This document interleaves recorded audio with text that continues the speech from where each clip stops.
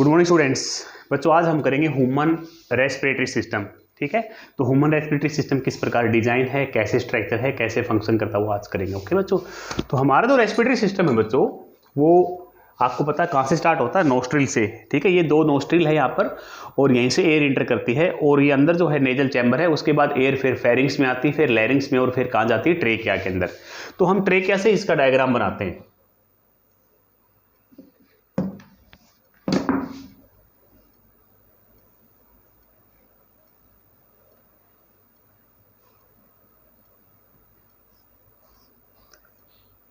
ये ट्रेकिया है बच्चों,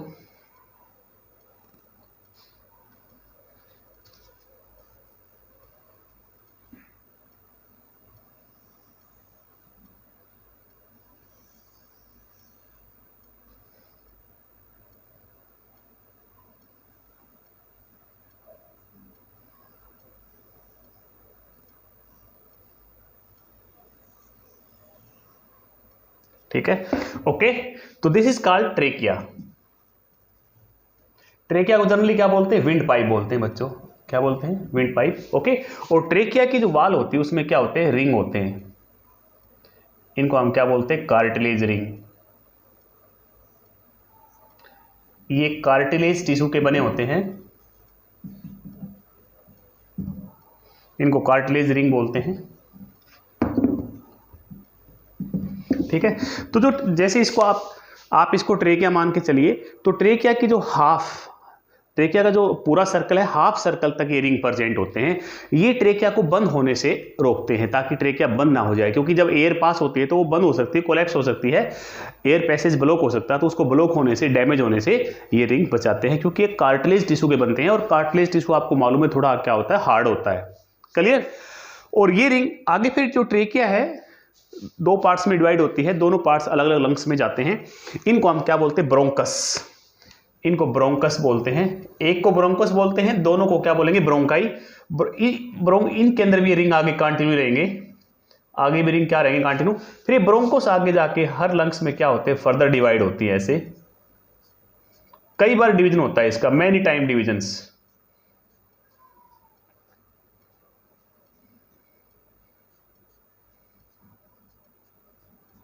मैनी टाइम डिविजन्स, कम से कम 18 से 20 बार लगभग इनका जो है ना डिवीजन है।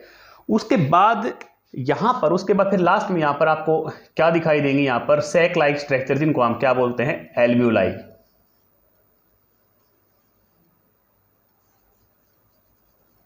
ठीक है, तो ये जो है इनको क्या बोलते हैं, एल्वियोलाई। ठीक है, इसी प्रकार ये होता है दोनों में। ठीक है, तो जो रिंग होते हैं ये आगे तक कंटिन्यू होते हैं, याद रखना इसको।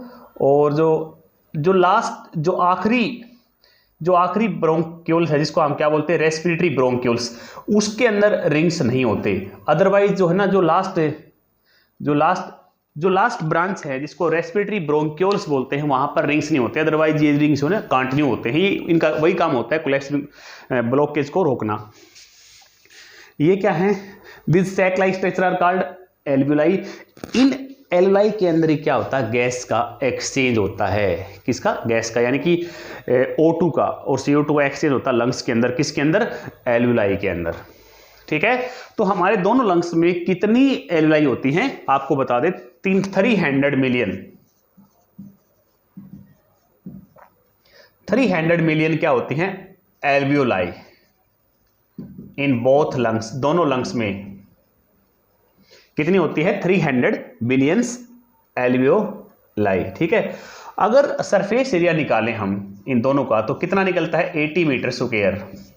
80 मीटर स्क्वायर। हमारी पूरी बॉडी का सरफेस एरिया 2 मीटर होता है लगभग। एक पूरे हेल्दी 6 फीट के पर्सन का जो बॉडी का जो एरिया होता है 2 मीटर स्क्वायर होता है। और यहाँ पर कितना एरिया है, 80 मीटर स्क्वायर, यानी कि बहुत ज्यादा यहाँ पर एरिया है। ज्यादा एरिया तो ज्यादा गैस का क्या होगा, एक्सचेंज। तो बॉडी के टिश्यू को ज्यादा क्या मिलेगी, O2 मिलेगी। तो ये एडवांटेज है। अगर क्वेश्चन आ जाए कि एनिमल तो काफी बड़े बड़े होते हैं, उनकी स्किन से रेस्पिरेशन क्यों नहीं होता, स्किन से ब्रीदिंग क्यों नहीं करते, तो आप बता सकते हो मेन कारण सरफेस एरिया। जो एल्वियोलाई होती है लंग्स के अंदर, उनका सरफेस एरिया बॉडी की जो सरफेस है उससे कई गुना ज्यादा होता है, जिससे ज्यादा गैस का एक्सचेंज होता है। क्लियर।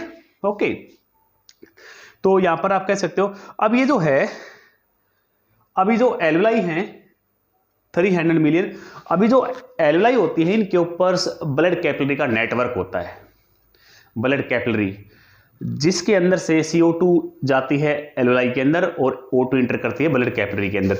तो मैं एक काम करता हूं, मैं आपको समझाने के लिए एक, देखो ये बहुत सारी एल्वुलाई हैं, एक को हम क्या बोलते हैं एल्वियोलस, तो एक को बाहर निकाल लेते हैं इस प्रकार। ये एक क्या निकाल लिया मैंने, दिस इज कॉल्ड एल्वियोलस, ये एक क्या है एल्वियोलस है, एक को बोलेंगे एल्वियोलस, ठीक है ओके। ये सेल है, तो यहां पर कौन सा टिश्यू होता है आप बता सकते हो, आपने अर्लियर क्लास में पढ़ा होगा, जहां पर गैस एक्सचेंज होती है वहां पर कौन सा टिश्यू होता है, squamous epithelium, single layer tissue है ओके।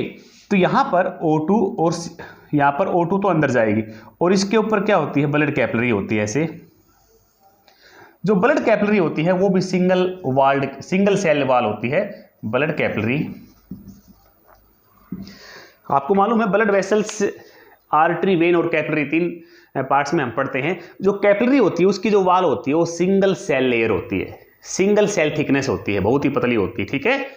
तो कैपिलरी है और ये जो एपिथेलियम की जो लेयर है ये भी सिंगल सेल है और कैपिलरी की भी लेयर सिंगल सेल है। इनके बीच में एक पतली सी बेसमेंट मेम्ब्रेन होती है सपोर्ट के लिए, और यहां पर O2 अंदर जाती है ब्लड में और CO2 बाहर निकलती है। तो O2 अंदर जाती है, CO2 बाहर निकलती है, समझ गए। तो कहने का मतलब है कि यहाँ O2 तो इंटर करती है और CO2 क्या है, बाहर निकलती रहती है। गैस हमेशा डिफ्यूजन करती है ड्यू टू प्रेशर ग्रेडियंट।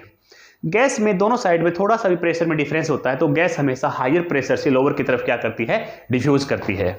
तो यहाँ पर एक एल्वुलस के अंदर क्या होता है कि O2 का प्रेशर थोड़ा क्या होता है, ज्यादा होता है और ब्लड में कम होता है। तो ड्यू टू प्रेशर डिफरेंस के कारण जो O2 है किस में इंटर कर जाएगी, ब्लड में, और CO2 का जो प्रेशर है ब्लड में ज्यादा होता है क्योंकि हमारे जो टिश्यू होते हैं, टिश्यू की जो सेल होती है वहां पर रेस्पिरेशन होता है जहां पर CO2 प्रोड्यूस होती है, तो वो CO2 वाया ब्लड लंग्स में आती है और यहाँ पर क्या होती है, एक्सचेंज होती है विद दी O2 के साथ, ठीक है। तो ये जो एल्वुलाई है इनके ऊपर क्या होती है, ब्लड कैपिलरी का पूरा नेटवर्क होता है, तो यहाँ पर गैस का एक्सचेंज चलता रहता है, ठीक है। तो आजकल जो कोविड-19 की प्रॉब्लम चली हुई है, कोरोना वायरस, ये हमारे लंग्स को डैमेज करता है। लंग्स के अंदर जो टिश्यू है एल्वुलाई है उनको डैमेज करता है। तो अगर वो डैमेज हो जाएंगे तो फिर एयर जो है उसका एक्सचेंज कम हो जाएगा, हमारी बॉडी को जो ऑक्सीजन कम मिलती जाएगी, बॉडी की डिमांड बढ़ती जाएगी, तो ऑक्सीजन नहीं मिलेगी तो बॉडी के फंक्शन धीरे धीरे क्या हो जाएंगे, इंपेयर हो जाएंगे, डेथ हो जाती है ओके। तो मुख्य तौर पे यहीं पर ज़्यादा अटैक करता है। वैसे बॉडी के अदर फंक्शन भी अफेक्ट करता है बट यहाँ पर मुख्य तौर पे लंग्स को डैमेज करता है क्योंकि लाइफ प्रोसेस हमारी खत्म हो जाएगी। आपको पता life process is very very essential for survival okay. तो ये हमने आपने पढ़ लिया है। अब यहाँ पर कुछ क्वेश्चन है मेरे आपके लिए। आपकी किताब में दिया हुआ है कि जो एक्वेटिक ऑर्गेनिज्म हैं उनका जो ब्रीदिंग रेट है, सांस लेने की जो दर है वो ज्यादा होती है किससे, टेरेस्ट्रियल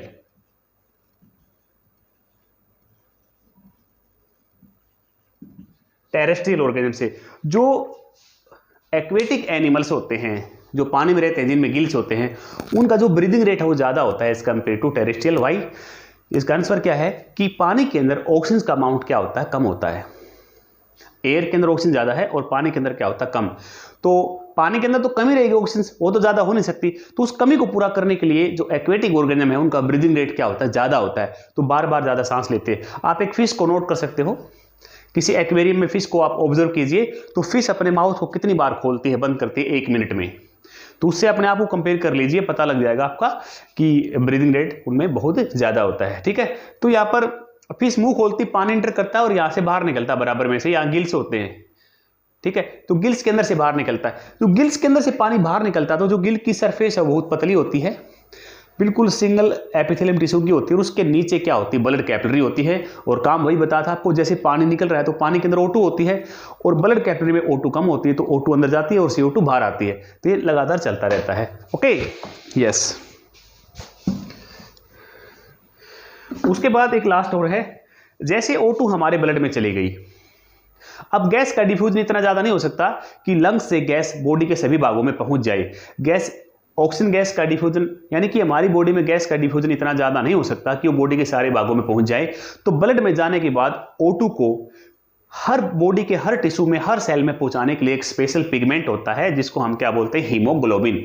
हीमोग्लोबिन एक प्रकार की प्रोटीन है जो ऑक्सीजन से बाइंड करती है और आरबीसी के अंदर होता है हीमोग्लोबिन, आरबीसी के अंदर प्रेजेंट होता है। हीमोग्लोबिन का मेन फंक्शन यही होता है टू कैरी गैस, गैस का ट्रांसपोर्ट करता है, ठीक है। तो बॉडी के हर हिस्से में वो पहुंचा देता है और आरबीसी जो होती है ब्लड में सर्कुलेट करती रहती है। जो हम नेक्स्ट लाइव प्रोसेस पढ़ेंगे ट्रांसपोर्टेशन, उसमें आपको पता लग जाएगा। थैंक यू लॉट बच्चों आज के लिए।